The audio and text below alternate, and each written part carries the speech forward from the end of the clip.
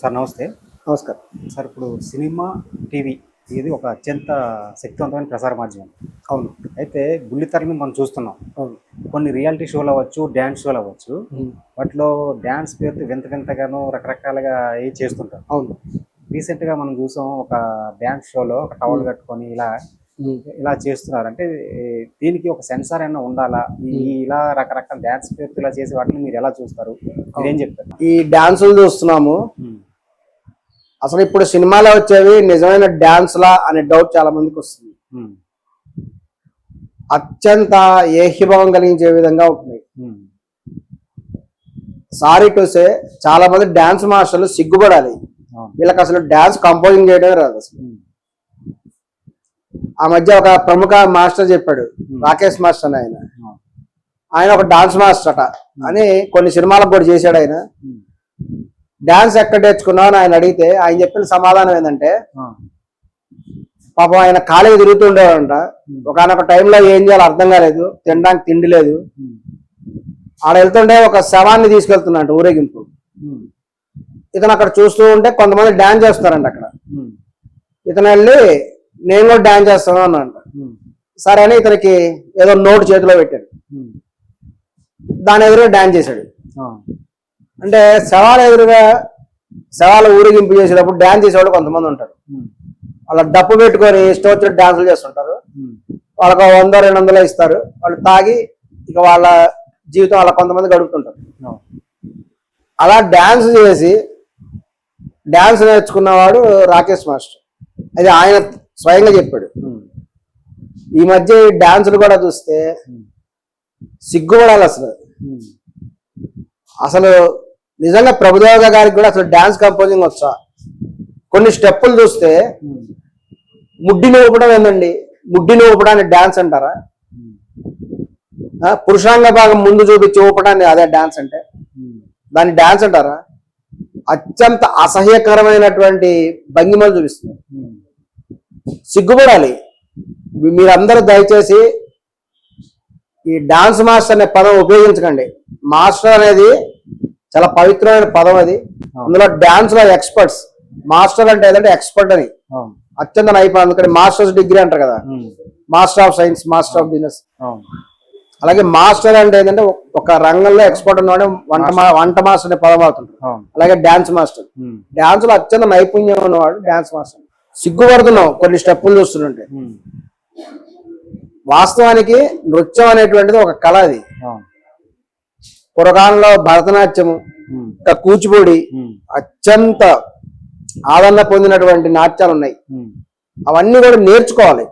వాటికి కొంతమంది గురువులు ఉన్నారు. వారు అత్యంత లయబద్ధంగా తమ శరీరంలోని వివిధ భాగాలను ఏ విధంగా కదపాలి అనేది కదుపుతూ, మీరు సముద్రం దగ్గరికి వెళ్ళి చూడండి, సముద్రం మీద అలలు వస్తూ ఉంటాయి. అలల షేప్ చూడండి. ఒకసారి గాలి వచ్చినప్పుడు అలలు ఒక రకంగా వేవ్స్ వస్తాయి, ఇంకొకసారి గాలి వచ్చినప్పుడు అలలు ఇంకొక రకంగా వేవ్స్ వస్తాయి. వాటికి అనుగుణంగా ఒక రకమైనటువంటి సౌండ్ కూడా వస్తుంటుంది, అలల సౌండ్. అందుకనే చాలా మంది బీచ్లో వెళ్ళి కూర్చుంటారు సాయంత్రం పూట వాళ్ళకి తీరిన సమయంలో. సముద్రం మీద నుంచి వచ్చేటువంటి ఆ గాలి, వాటితో పాటు వచ్చే ఒక రకమైన శబ్దం వస్తుంది, ఒక రకమైన శబ్దం. ఆ అలలు, ఆ తరంగాలు ఒక రకమైనటువంటి భంగిమల్లో వస్తుంది. ఒకసారి వచ్చినట్టు నెక్స్ట్ టైం రాదు, అలా మారుతూ ఉంటాయి. ఇవి చూస్తూ ఉంటే ఆ శబ్దానికి తగ్గట్టుగా అది నృత్యం చేస్తుందా సముద్రము అన్నట్టుగా ఉంటుంది. అదేవిధంగా నృత్య శాస్త్రం అనేది ఒకటి ఉంది, దాన్ని నేర్చుకోవాలి. నాట్యం మహాకళ, అది నాట్యం అంటే. అది నేర్చుకొని ఆ యొక్క తాళానికి అనుగుణంగా వీళ్ళు నృత్యం చేసేవాళ్ళు. వీళ్ళకి రాజులు ఎంతో ఆదరించేవాళ్ళు. నాట్యకారులు ఉండేవాళ్ళు, ప్రధానంగా కూడా స్త్రీలు ఉండేవాళ్ళు. ఆ స్త్రీలు కూడా ఆ యొక్క నృత్యం చేస్తూ ఉంటే వారి శరీర భాగాలు కదులుతూ ఉంటే అవి చూసి రాజులు సంతోషపడేవాళ్ళు. ఈ విధమైనటువంటి విధానం ఉండేది. ఇప్పుడు ఏమైందంటే మొదట క్రమక్రమంగా ఇట్లా సినిమా ఫీల్డ్ అనేది వచ్చిన తర్వాత, మన దేశంలో స్వాతంత్రం వచ్చిన తర్వాత ఇక సినిమా ఫీల్డ్ క్రమంగా డెవలప్మెంట్ అవుతుంది. మొదటలో ఏంటంటే అత్యంత నైపుణ్యం ఉండేటువంటి నాట్య కళాకారులు ఉండేవాళ్ళు. అప్పట్లో యాక్టింగ్ వాళ్ళు కూడా అంతే. థియేటర్ ఆర్ట్స్ అని కొన్ని నేర్చుకొని నాటకాలు వేసే వాళ్ళని, కొన్ని రంగాల్లో ప్రముఖుల్ని మాత్రం తీసుకొచ్చేవాళ్ళు. అదేవిధంగా ఎవరైనా మ్యూజిక్ డైరెక్షన్ చేయాలంటే మీరు ఏమైనా నేర్చుకున్నారా, సంగీతం ఎక్కడ నేర్చుకున్నారు, మీ గురువు ఎవరు అడిగేవారు. అలాగే డాన్స్ చేసేవాడిని మీరు ఎక్కడ డాన్స్ నేర్చుకున్నారు, మీ గురువు ఎవరు అడిగేవాళ్ళు. వాళ్ళు కూడా ఒక పద్ధతి ప్రకారం డాన్స్ చేయటం, ఒక చప్పుడికి అంటే సంగీతానికి అనుగుణంగా తమ శరీర కదలికలు చేయటం అనేది వస్తుంది. కానీ కొంతకాలం ఏమైందంటే ఎవడు పడితే వాళ్ళు రావటం అయిపోయింది. వీళ్ళకి ఏముండదు, ఇలాగే బయట శవాలు తిరుగుతుంటే డాన్స్ చేసిన వాళ్ళు, పిచ్చి పిచ్చిగా డాన్స్ చేసేవాళ్ళు, వీళ్ళందరూ కూడా వచ్చేసి డాన్స్ మాస్టర్స్ అనే పేరు పెట్టేసుకొని వచ్చేవాళ్ళు. వీళ్ళని కొంతమంది హీరోలు కూడా ఎంకరేజ్ చేశారు. ఇక్కడ ఎలా ఉంటుందంటే ఒక అద్భుతమైనటువంటి మ్యూజిక్ ఉంటే సహజంగానే దానికి ఎలా శరీరాన్ని కదిలించినా కూడా బాగుంటుంది. తర్వాత ఏమైందంటే ఈ ఒక రకమైన అసభ్యకరమైనటువంటి దాంట్లోకి వెళ్ళిపోయినాయి. ఒక స్త్రీ తన శరీరంలోని తన యోని భాగాన్ని ముందుకు చూపటం, ఇలా ఇలా ముందుకు అనటం, అదేం డాన్స్ అంటే అసలు దాని డాన్స్ అంటారు. అది ఎంత అసభ్యకరంగా ఉంది. అలాగే మగవాళ్ళు తన శరీరంలో అంగాన్ని ముందుకు చూపటం, వెనక్కి చూపటం, అదే ఆ డాన్స్ అంటే ఎంత జుగుప్సాకరంగా ఉంది. దురదృష్టం ఏంటంటే అవన్నీ హిట్స్ అయినాయి. సినిమా ఫీల్డ్ ఎలా ఉంటుంది, ఏదైనా సరే ఒక పాట హిట్ అయిందా లేదా అది చూస్తారు, జనాదరణ పొందిందా లేదా, వ్యూస్ ఎంతమంది ఉన్నారు, ప్రేక్షక ఆదరణ లభించిందా లేదా. ఇటువంటి అసభ్యకరమైన నృత్యాలు చేస్తూ శరీర భాగాలు చూపిస్తూ అది పోయి కొంతకాలం ముడ్డి చూపించడం, ముడ్డి నోపటం, కామెడీ సన్నివేశాలు కూడా కొన్ని వచ్చినాయి. కోటా శ్రీనివాసరావు గారు, స్వర్గీయ కోటా శ్రీనివాసరావు గారు మహానటుడు, ఆయన బాబుమోహన్ గారు ఇప్పుడు కూడా జీవించి ఉన్నారు. బాబుమోహన్ గారు వస్తే ఆయన ముడ్డి మీద కొడతాడు కాలు పెట్టి, అతను పోయి పడతాడు. అది కామెడీ సీన్ అన్నమాట. ఈ ముడ్డి మీద కొట్టుడు ఏందండి. కానీ ఒకప్పుడు అనేక సినిమాలు ట్రెండింగ్ గా ఉంది. ఎగిరి ముడ్డి మీద కొట్టడం, వాడు వెళ్ళి అవతల పట్టడం, వాడి శరీరంలో వివిధ పార్ట్స్ కొట్టడం, ఇదే కామెడీ అంటే. అత్యంత డబల్ మీనింగ్ డైలాగులు, అసభ్యకరమైన డైలాగులు, సెన్సార్ ఉండాలంటారా అనేటువంటి డబల్ మీనింగ్ అంటే చిక్కరు కదా సెన్సార్ వాళ్ళకి. ఏదైనా బూతు పదం అంటే సెన్సార్ వాళ్ళు అబ్జెక్షన్ చెప్తారు. అక్కడ బూతు పదం ఏమి ఉండదు, డబల్ మీనింగ్ పదం ఉంటుంది. డబల్ మీనింగ్ పదం ఉంటుంది, అది అర్థమయ్యే వాళ్ళందరికీ అర్థమైపోయి తెగ ఆనందపడుతుంటారు. ఇటువంటి డబుల్ మీనింగ్ డైలాగులు ఉంటాం. ఈ డబుల్ మీనింగ్ డాన్సులు చేయటం, ఇప్పుడు డబుల్ మీనింగ్ డైలాగ్స్ డాన్సులు కూడా వచ్చినాయి. వాడు ఆ విధంగా ఎందుకు డాన్స్ చేస్తున్నాడు చూసే వాళ్ళకి అర్థమవుతుంటుంది. ఇటువంటి డాన్సులు చేయటం.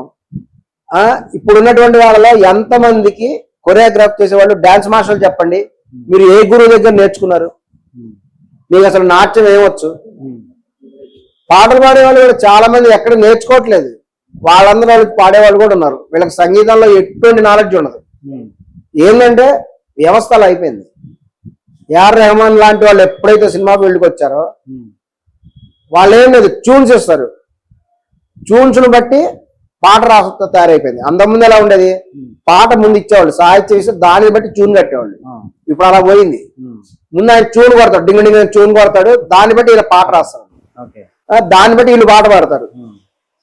చూడండి, అందులో కూడా ఒకే పాటలో వేరే చోట ఒకడొచ్చి అతను పాట పాడుకుని అతను వెళ్ళిపోతాడు, ఇంకొక ఆయన వచ్చి ఆయన లిరిక్ పాడుకుని ఆయన వెళ్ళిపోతాడు. వీటన్నిటి కలుగుతారు. అంటే టెక్నాలజీలో వచ్చిన అభివృద్ధి వల్ల ఇటువంటి పాసిబుల్ అయినాయి. ఎవడు ఇష్టం వచ్చిన వాడు వచ్చి అటు పాడిపోతుంటారు, వాడు మిక్స్ చేస్తుంటారు. ఈ టెక్నాలజీ వల్ల ఈ విధంగా జరిగింది. సరే, మంచిదే టెక్నాలజీ అభివృద్ధి అంతే. కానీ ఇక్కడ డాన్స్ అనేది కూడా వీళ్ళు ఒక స్టేజ్ దాటిపోయి ముడ్డి ఊపారు, పై నుంచి తల వరకు అన్ని పాటలు ఊపేశారు. ఇంక ఊపడానికి ఏం లేవు, ఇంకేం ఊపాలి అర్థం కావట్లేదు వాళ్ళకి. ఇంకా వింత వింత పోకడలు అనేవి ప్రారంభమైనాయి. ఇక పడి ఒకళ్ళొకరు పట్టుకొని దొంగటాలు, పైనుంచి దూకటాలు, కింద నుంచి పైకి జంప్ చేయటాలు, కోతి చేష్టలు అంటారు కదా, కోతి చేష్టలనే డాన్స్ గా ఇప్పుడు తయారైపోయింది. కొన్ని పాటలు చూడండి, అందులో హీరో ఏం డాన్స్ జస్ట్ నడుచుకొని వెళ్తూ ఉంటాడు, కానీ అటువంటి సూపర్ హిట్ సాంగ్స్ కూడా ఉన్నాయి. ఇట్లా క్లాసికల్ సాంగ్స్ ఉన్నాయి, క్లాసికల్ డాన్సెస్ ఉన్నాయి. ఇక చివరికి డాన్స్ షోలు వచ్చిన తర్వాత ఇంకా అత్యంత భయంకరంగా తయారైపోయినాయి. వీటిలో దురదృష్టవశాత్తు ఏంటంటే చిన్న పిల్లలు కూడా ఎంకరేజ్ చేస్తున్నారు. మైనర్స్ కూడా తీసుకొచ్చి ఒక మైనర్ పాప వచ్చేసి అసభ్యకరంగా తన యోని పాటు ముందుకు అంటుంటది. ఆ బాలుడు వచ్చి వెనక్కి ఇలా పుష్ చేసుకుంటూ ఉంటాడు. అదే ఆ డాన్స్ అంటే, దాన్ని డాన్స్ అంటారండి. ఎంత అసభ్యకరంగా ఉంది. కానీ చిన్నపిల్లలు చేపిస్తున్నారు. ఇక పెద్దవాళ్ళు షోలో, ఇక డీ షోలు ఉన్నాయి, ఇంకా పెద్దవాళ్ళు డాన్స్ చేసేటువంటి షోలు ఉన్నాయి. అవి వచ్చినప్పటికి వాళ్ళు కూడా తమ శరీర అంగ ప్రదర్శన చేయటం, తమ శరీర భాగాలు కనిపించే విధంగా డాన్స్ చేయటం, శరీర భాగాలు స్తనాలను ఊపటం, అదే ఆ డాన్స్ అంటే. దాన్ని డాన్స్ స్టెప్ అంటారు. స్తనాలను ఊపటం ఏంటండి, అదే దాన్ని అసభ్యకరంగా చూపించడం కూడా అవుతున్నది. అది ఇటువంటివి చూపించడం ద్వారా వాళ్ళు ప్రజలను ఆకర్షించాలనుకుంటున్నారు. ఇక చివరికి ఏ స్టేజ్ వచ్చిందంటే ఇక ఎప్పుడైతే రియాలిటీ షోలు వచ్చినాయో ఇంకా మించిపోయింది. అవును ఒక స్టేజ్ దాటిపోతుంది. రేపు నగ్నంగా కూడా డాన్స్ చేస్తున్నామని భయం వేస్తుంది జనాలకి. అవును ఇక సెన్సార్ బోర్డులు ఏమైనా ఉన్నాయి కాబట్టి కొంతవరకు ఆపుతున్నాయేమో. ఇక ఈ ఓటీటీ ప్లాట్ఫామ్ కొన్ని వచ్చినప్పుడు ఏమైందంటే వీటికి సెన్సార్ కూడా ఉండదు. ఇక ఏంటంటే జనాలని ఇక వ్యూస్ పెంచుకోవడానికి కూడా ఏ విధంగా చేయాలి అనేటువంటి దాంట్లో కూడా వచ్చేసారు. మరి రీసెంట్ గా షో చూపిస్తున్నారు, అతను ఓన్లీ మొత్తం నగ్నంగా ఉంటాడు, ఒక టవల్ మాత్రమే ఉంటుంది, ఆ టవల్ కట్టుకుంటాడు. అతని డాన్స్ ప్రత్యేకత ఏంటి స్పెషల్ అంటే ఒక్కొక్క డాన్స్ లో ఒక్కొక్క స్పెషల్ ఉంటుంది అనమాట. అతను ఆ టవల్ అడ్డు పెట్టుకొని తన పురుషాంగం కనబడకుండా డాన్స్ చేయాలి, అది అతని డాన్స్, అది స్పెషల్ అనమాట. ఇదే స్పెషల్ డాన్స్ అండి, దిక్కుమాలిన డాన్స్. ఆ టవల్ ఇలా అడ్డంగా పెట్టుకుంటాడు, అతని ఒంటి మీద ఏం డ్రెస్ ఉండదు, కేవలం స్నానం చేసిన తర్వాత కట్టుకునేటువంటి అది టవల్, పెద్ద టవల్ కాదు చిన్న టవల్ ఉంటుంది. ఆ టవల్ ఇలా కట్టుకుంటాడు, అడ్డంగా పెట్టుకుంటాడు, దాన్ని ఇలా తిప్పుతాడు ఇలా తిప్పుతాడు ఇలా తిప్పుతాడు. తన యొక్క రహస్య అవయవాలు కనపడకుండా ఆ టవల్ అడ్డు పెట్టుకోవడం ద్వారా కొన్ని నిమిషాల పాటు అతను భంగిమ చేస్తాడు. అది స్పెషల్ డాన్స్ అంట. దీనికి ట్రైలర్ రాగానే విపరీతమైనటువంటి వ్యూస్ వచ్చినాయి. అందరూ ఎక్కడ అతను అంగం కనబడుతున్నా చూడడానికి రెడీగా ఉన్నారు. ఈ పబ్లిక్ ఏమి ఇలా తయారైపోయారు, వాళ్ళకి తగ్గట్టు వీళ్ళు తయారయ్యారేమో. ఇప్పుడు దాన్ని పూర్తి డాన్స్ కూడా రిలీజ్ చేస్తున్నాం త్వరలో. ఈ స్పెషల్ సాంగ్ అది, దాన్ని చూడడానికి రెడీగా ఉన్నారు, అది చూపించడానికి రెడీగా ఉన్నాడు. ఇటువంటి దిక్కుమాలిన డాన్సులు అనేటువంటివి శరీర అవయవాలను చూపించు, శరీర అవయవాలు దాచుకుంటూ చిన్న టవల్స్, రేపు ఖర్చీఫ్ పెట్టి కూడా ఖర్చీఫ్ మాత్రమే పెట్టుకొని డాన్స్ చేస్తారేమో, అటువంటి డాన్సులు కూడా వస్తాయేమో. ఎటువంటి చూడాలని కూడా జనాలకు భయం వేస్తుంది. ఇటువంటి చిన్న పిల్లలు చూసి ఈ మధ్య చూస్తున్నాం కదా, ఒక ప్రముఖ పాట వస్తుంది, ఆ పాట రాగానే దాన్ని చూసి వీళ్ళంతా కూడా రీల్స్ చేయడం ప్రారంభిస్తారు. చిన్నపిల్లల దగ్గర నుంచి ముసలి దాకా వాళ్ళు ఇలా ఇలా చేయవటం ఇలా ఇలా చేయవటం. రేపు వీళ్ళు కూడా టవల్ అడ్డం పెట్టుకొని ఇలా ఇలా రీల్స్ జనాలందరూ చేస్తే 5 ఏళ్ళ దాకా మనం వస్తాం. ఫస్ట్ ఇది ఎంత దూరం పోతుందో తెలీదు. ఏదేమైనా సరే ఆ షోలు తీసేవాళ్ళు కూడా ఆలోచించుకోవాలి. మీరు ఏదైనా ప్రత్యేకం చేయాలంటే ఏదైనా ప్రత్యేక భంగిమలు చేయాలి, కానీ మీ శరీరంలో మీ రహస్య అవయవాలు కనపడకుండా ఒక చిన్న టవల్ అడ్డం పెట్టుకొని దాంతో డాన్స్ చెయ్యి, అటువంటి దిక్కుమాలలో పెట్టకండి. జనాలు బట్టి చాలా ఇబ్బంది పడుతున్నారు. సెన్సార్ బోర్డు కూడా వీటికి కూడా ఏర్పాటు చేయాలి, ప్రభుత్వం కల్పించుకోవాలి. ఇటువంటి అసభ్యకరమైనటువంటి డాన్సులు కనుక ప్రజల్లోకి వెళ్తే వాటిని ఆదర్శంగా తీసుకొని మరికొంతమంది రీల్స్ కూడా చేశారని అందరూ కూడా బట్టలు ఇప్పేసి డాన్స్ చేసుకుంటుంటే ఇంకా సమాజం అనేది చాలా ప్రమాదకరంగా అయిపోతుంది. చివరికి అందరూ ఆటవిక మనుషులాగా అయిపోతారు. పూర్వకాలం ఆటవిక మనుషులు ఉండేవారు, నగ్నం తిరుగుతుండేవాళ్ళు, అలా అయిపోతారు, అలాగే నృత్యాలు చేస్తారు. వెంటనే ప్రభుత్వం కూడా చర్యలు తీసుకోవాలి, ఇటువంటి షోలను ఆపాలి. ఆపకపోతే ఈ యొక్క సనాతనవాదులందరూ కూడా తప్పనిసరిగా దాని మీద కేసు వేయాలి, దాన్ని తొలగించేటువంటి విధంగా కూడా చర్యలు తీసుకోవాలి. ఓకే, థ్యాంక్ యూ సార్, నమస్కారం.